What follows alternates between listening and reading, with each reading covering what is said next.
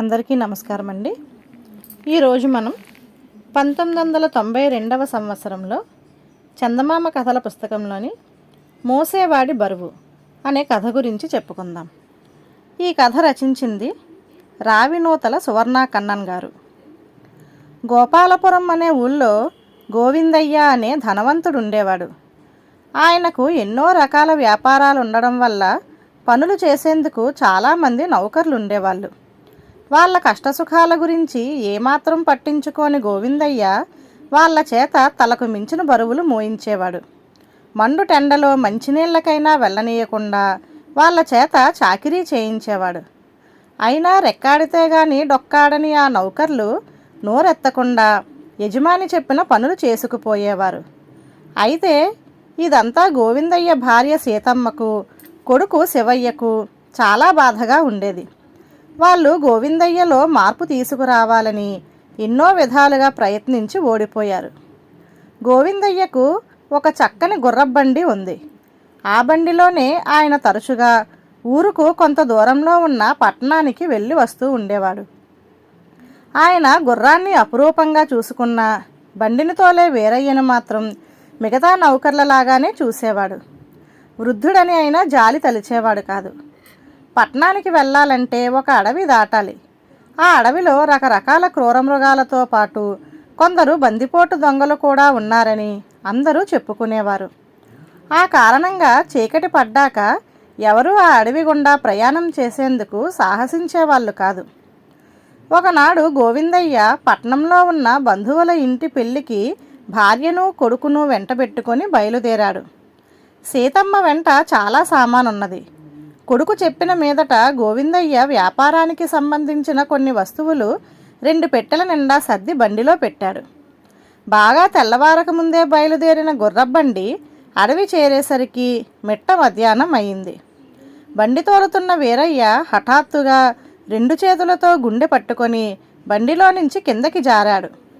ఆ మరుక్షణం గుర్రం కట్లు తెంచుకొని చెట్లల్లోకి పరుగు తీసింది. బండి దారి పక్కన ఉన్న ఒక చెట్టు బోదెకు తగిలి ఆగిపోయింది.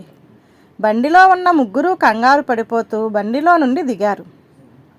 ఇంకా నయం, బండి బోల్తా కొట్టింది కాదు, అదృష్టవంతులం అన్నాడు గోవిందయ్య ఆయాసపడుతూ. ఇప్పుడేం చేయడం అన్నాడు శివయ్య దిక్కులు చూస్తూ. చేసేదేముంది, ముగ్గురం తలా కాస్త సామాను మోసుకు వెళ్దాం అన్నది సీతమ్మ. క్రూరమృగాల బందిపోట్ల భయంలో వాళ్లకు వీరయ్య సంగతే గుర్తురాలేదు. ముగ్గురు సామాన్లున్న పెట్టెలు తలకెత్తుకొని బయలుదేరారు. కొంత దూరం వెళ్ళాక సీతమ్మకు వీరయ్య సంగతి గుర్తుకొచ్చి వీరయ్యను అక్కడే వదిలేశాం. ఈ అడవి మధ్య ముసలివాడు ఏమైపోతాడో ఏమో పాపం అన్నది.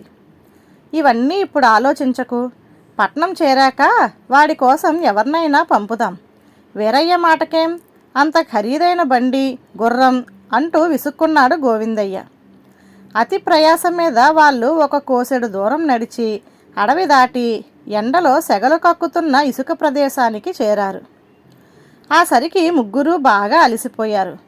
అందరికన్నా బరువైన పెట్టెను మోస్తున్న గోవిందయ్య ఇక కాలు సాగక పెట్టెను దించి దాని మీద కూర్చుంటూ, దాహం, నాలుక పిడచకట్టుకుపోతున్నది, మంచినీళ్ళ చెంబెక్కడా అని భార్యను అడిగాడు.